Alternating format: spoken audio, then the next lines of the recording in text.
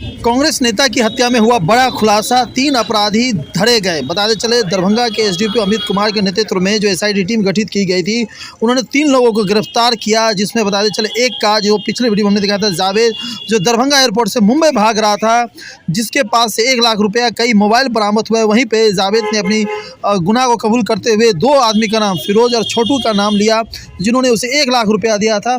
वहीं बुलेट की जो गाड़ी की चाबी थी वो उन्हीं अपराधियों के पास से निकली। आज दरभंगा के एसडीपीओ अमित कुमार ने एक बड़ी प्रेस कॉन्फ्रेंस की, यानी घटना के तकरीबन 72 घंटे के अंदर ही दरभंगा पुलिस को बड़ी कामयाबी मिली है। जो टेक्निकल टीम थी, जो एसआईटी टीम गठित की हुई थी, और क्या कहा गया इस प्रेस कॉन्फ्रेंस में उसे सुनाते हैं। और जो इसके आवेदक थे स्वयं बबन जी की धर्मपत्नी थी। देखिए, सिमरी थाना अंतर्गत सुभन बाईपास में 8 तारीख की सुबह 8 दिसंबर की सुबह एक लाश पाई जाती है।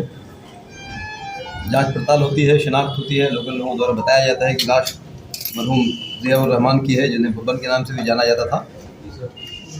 उनके वालिद का नाम मोतीउर रहमान है, जो सुभन गांव के ही निवासी थे। घटना की गंभीरता को और संवेदनशीलता को देखते हुए दरभंगा जिला के एसएसपी महोदय द्वारा तत्काल एसआईटी का गठन किया जाता है, जिसमें सीआई सदर, सीआई कमतौल, एसएचओ सिमरी होते हैं, और उसे लीड मैं कर रहा हूँ।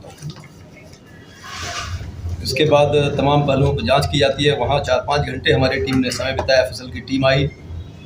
उस दौरान लोगों की बॉडी लैंग्वेज, लोगों की बातचीत, लोकल इनपुट्स, वहाँ के जो चाय वाले हैं, लोकल लोग हैं, उन लोगों से हमारी बातचीत, पूछताछ और अन्य जो अनुसंधान के हमारे तरीके हैं, उनको अपनाते हुए सिमरी थाना की टीम के द्वारा टेक्निकल सेल की मदद से और काफ़ी तत्परता दिखाते हुए कल ही दिनांक 9 तारीख को घटना के जस्ट दूसरे दिन 24 घंटे के अंदर दरभंगा एयरपोर्ट से जो मुख्य अक्यूज है इसका मोहम्मद जावेद, उसकी गिरफ्तारी संभव हो पाती है।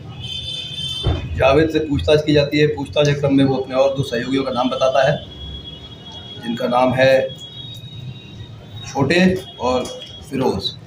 ये दोनों भी संयोगवश उसी गांव के निवासी होते हैं। रात में कल इनकी गिरफ्तारी हुई है। क्या कारण बताया इन्होंने? ये हत्या करने के पीछे का मेन कारण क्या है? हत्या के पीछे का स्पष्ट कारण है जमीन की खरीद बिक्री संबंधित लेन देन का विवाद। क्या इन तीनों से ही लेन देन है या इनके कोई और है?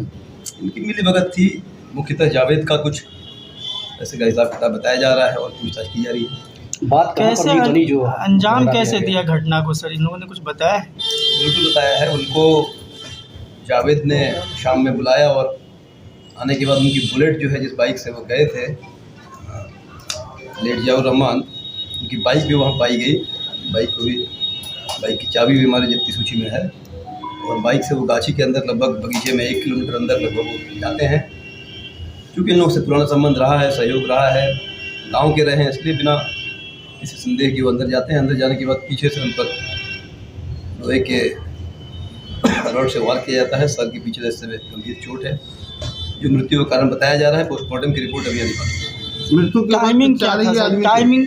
टाइमिंग क्या था? हमला करने का टाइमिंग क्या है, कुछ ये पता चल रहा है? शाम का समय है, 6, साढ़े 6, 7। सर, अब गिरफ्तार लोगों की आपराधिक रिकॉर्ड भी है कुछ? नहीं, आपराधिक रिकॉर्ड तो नहीं है। एक छोटे है जिसका कुछ मारपीट का इतिहास रहा है, उस पर जांच पड़ताल की जा रही है। ये कसाई का काम भी करता है। सर, इसमें और कितने लोगों का भी संभावना है? उस पर भी जांच पड़ताल की जा रही है, क्योंकि जमीन का मामला है, लेन देन का मामला है। कुछ और भी गिरफ्तार कहाँ से किया गया इन लोगों को?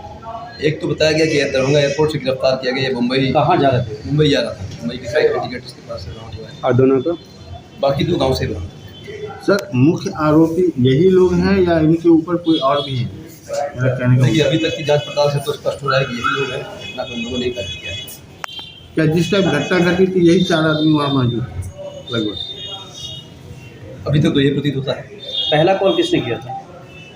पहला कॉल जो बुलाने का, जो मतलब जावेद ने किया। जावेद।